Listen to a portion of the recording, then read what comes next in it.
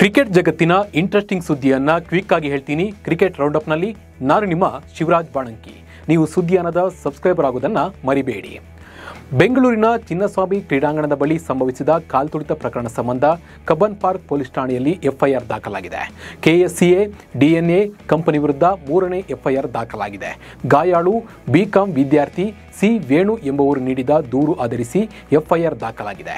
ಆರ್ಸಿಬಿಯ ಉಚಿತ ಟಿಕೆಟ್ ಜಾಹೀರಾತು ನೋಡಿ ಕ್ರೀಡಾಂಗಣಕ್ಕೆ ಬಂದಿದ್ದೆ. ಕ್ರೀಡಾಂಗಣದ ಗೇಟ್ ನಂಬರ್ 6ರ ಬಳಿ ನೂಕುನುಗ್ಗಲು ಉಂಟಾಗಿತ್ತು. ನೂಕುನುಗ್ಗಲಲ್ಲಿ ಬಲಗಾಲಿನ ಮೇಲೆ ಬ್ಯಾರಿಕೇಡ್ ಬಿದ್ದಿತ್ತು. ಇದರಿಂದ ಗಾಯಗೊಂಡು ಬೋರಿಂಗ್ ಆಸ್ಪತ್ರೆಯಲ್ಲಿ ಚಿಕಿತ್ಸೆ ಪಡೆದಿದ್ದೇನೆ ಎಂದು ದೂರಿನಲ್ಲಿ ಉಲ್ಲೇಖಿಸಿದ್ದಾರೆ. ಬೆಂಗಳೂರು ದುರಂತಕ್ಕೆ ವಿರಾಟ್ ಕೊಹ್ಲಿಯೂ ಕಾರಣರೆಂದು ನೈಜ ಹೋರಾಟಗಾರರ ವೇದಿಕೆಯ ಎಚ್ಎಂ ವೆಂಕಟೇಶ್ ಆರೋಪ ಹೊರಿಸಿದ್ದು, ಇದೀಗ ಕಬ್ಬನ್ ಪಾರ್ಕ್ ಪೊಲೀಸ್ ಠಾಣೆಯಲ್ಲಿ ಕೊಹ್ಲಿ ವಿರುದ್ಧ ದೂರನ್ನು ನೀಡಿದ್ದಾರೆ.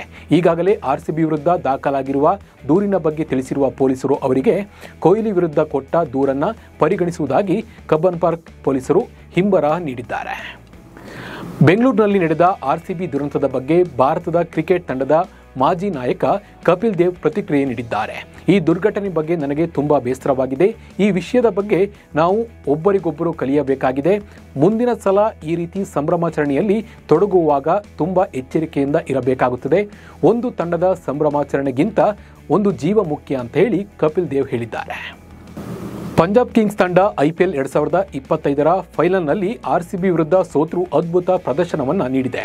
ತಂಡದ ಮಾಲಕಿ ಪ್ರೀತಿ ಜಿಂಟಾ ಅವರು ತಮ್ಮ ಎಕ್ಸ್ ಖಾತೆಯಲ್ಲಿ ಈ ಬಗ್ಗೆ ಭಾವನಾತ್ಮಕ ಸಂದೇಶವನ್ನು ಹಂಚಿಕೊಂಡಿದ್ದಾರೆ. ನಮ್ಮ ಯುವ ತಂಡ, ನಮ್ಮ ಸಿಂಹಗಳ ಹೋರಾಟ ಮತ್ತು ಉತ್ಸಾಹ ನನಗೆ ತುಂಬ ಇಷ್ಟವಾಯಿತು.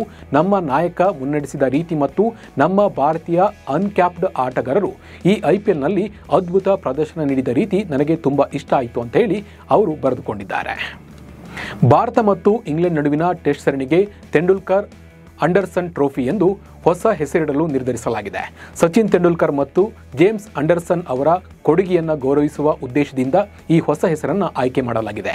ಜೂನ್ 20ರಿಂದ ಆರಂಭವಾಗುವ 5 ಪಂದ್ಯಗಳ ಸರಣಿಯಲ್ಲಿ ಈ ಟ್ರೋಫಿ ಅನಾವರಣಗೊಳ್ಳಲಿದೆ. ಭಾರತ ಮತ್ತು ಇಂಗ್ಲೆಂಡ್ ಕ್ರಿಕೆಟ್ ಮಂಡಳಿಗಳು ಈ ಬಗ್ಗೆ ಅಧಿಕೃತ ಘೋಷಣೆಯನ್ನು ಮಾಡಲಿವೆ. ಭಾರತ ಮತ್ತು ಇಂಗ್ಲೆಂಡ್ ನಡುವಿನ 5 ಪಂದ್ಯಗಳ ಟೆಸ್ಟ್ ಸರಣಿಗೂ ಮುನ್ನ ಭಾರತ ಎ ಮತ್ತು ಇಂಗ್ಲೆಂಡ್ ಲಯನ್ಸ್ ತಂಡಗಳ ನಡುವಿನ ಅನಧಿಕೃತ ಟೆಸ್ಟ್ ಸರಣಿ ಜೋರಾಗಿ ಸಾಗ್ತಾ ಇದೆ. 2ನೇ ಪಂದ್ಯದಲ್ಲಿ ಕನ್ನಡಿಗ ಕೆಎಲ್ ರಾಹುಲ್ ಅದ್ಭುತ ಶತಕ ಸಿಡಿಸಿ ಭಾರತ ಎ ತಂಡಕ್ಕೆ ಬಲ ತುಂಬಿದ್ದಾರೆ. ಕೆಎಲ್ ರಾಹುಲ್ 13 ಬೌಂಡರಿ ಮತ್ತು 1 ಸಿಕ್ಸರ್ನೊಂದಿಗೆ ತಮ್ಮ ಶತಕವನ್ನು ಪೂರೈಸಿದರು. ಮಾಜಿ ಆಸ್ಟ್ರೇಲಿಯಾ ನಾಯಕ ಮೈಕಲ್ ಕ್ಲಾರ್ಕ್ ಅವರು ಭಾರತ ಇಂಗ್ಲೆಂಡ್ ವಿರುದ್ಧ ಸೋತ್ರೆ ಕೊಹ್ಲಿ ಟೆಸ್ಟ್ ಕ್ರಿಕೆಟ್ಗೆ ಮರಳಬಹುದು ಅಂತ ಹೇಳಿದ್ದಾರೆ. ಆದರೆ ವಿರಾಟ್ ಕೊಹ್ಲಿ ಮತ್ತು ರೋಹಿತ್ ಶರ್ಮಾ ಹೊರತುಪಡಿಸಿ ಭಾರತ ತಂಡವು ತುಂಬ ಉತ್ತಮವಾಗಿದ್ದು, ಈ ಇಬ್ಬರು ಆಟಗಾರರು ಇಲ್ಲದೆಯೂ ಇಂಗ್ಲೆಂಡ್ ವಿರುದ್ಧ ಗೆಲ್ಲುವ ಸಾಮರ್ಥ್ಯ ತಂಡಕ್ಕಿದೆ ಅಂತ ಕ್ಲಾರ್ಕ್ ಹೇಳಿದ್ದಾರೆ. ಭಾರತಕ್ಕಾಗಿ ಟೆಸ್ಟ್ ಕ್ರಿಕೆಟ್ಗೆ ಪಾದಾರ್ಪಣೆ ಮಾಡಿದ 19 ವರ್ಷಗಳ ನಂತರ ಪಿಯೂಷ್ ಚಾವ್ಲಾ ಎಲ್ಲ ರೀತಿಯ ಕ್ರಿಕೆಟ್ಗೆ ವಿದಾಯವನ್ನು ಘೋಷಿಸಿದ್ದಾರೆ. ಸ್ಟಾರ್ ಲೆಗ್ ಸ್ಪಿನ್ನರ್ ಸಾಮಾಜಿಕ ಮಾಧ್ಯಮ ಇನ್ಸ್ಟಾಗ್ರಾಮ್ ಮೂಲಕ ತಮ್ಮ ನಿವೃತ್ತಿಯನ್ನು ಘೋಷಣೆ ಮಾಡಿದ್ದಾರೆ. ಟೀಂ ಇಂಡಿಯಾದ ಪರ 3 ಸ್ವರೂಪಗಳಲ್ಲಿ ಆಡಿದ ಮತ್ತು ಇಂಡಿಯನ್ ಪ್ರೀಮಿಯರ್ ಲೀಗ್ನಲ್ಲಿ ಈ ಬಾರಿ ಯಾವುದೇ ತಂಡ ಇವರನ್ನು ಖರೀದಿಸದೇ ಇರುವುದರಿಂದ ಇವರು ಕ್ರಿಕೆಟ್ಗೆ ನಿವೃತ್ತಿಯನ್ನು ಘೋಷಣೆ ಮಾಡಿದ್ದಾರೆ.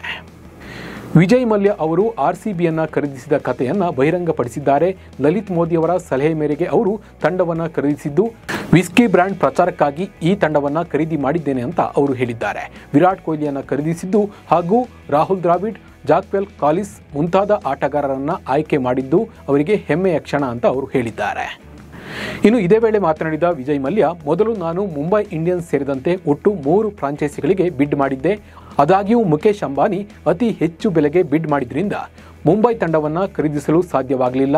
ಆದಾಗ್ಯೂ ನಾನು ಐಪಿಎಲ್ ಫ್ರಾಂಚೈಸಿಯನ್ನು ಖರೀದಿಸುವ ಹಿಂದಿನ ಏಕೈಕ ಉದ್ದೇಶವೆಂದರೆ ನನ್ನ ವಿಸ್ಕಿ ಬ್ರ್ಯಾಂಡ್ ರಾಯಲ್ ಚಾಲೆಂಜ್ ಅನ್ನು ಪ್ರಚಾರ ಮಾಡುವುದಾಗಿತ್ತು ಅಂತ ಅವರು ಹೇಳಿದ್ದಾರೆ. ಅದಕ್ಕಾಗಿಯೇ ನಾನು ಈ ಫ್ರಾಂಚೈಸಿಯನ್ನು ಖರೀದಿಸಿದೆ ಅಂತ ಹೇಳಿದ್ದಾರೆ.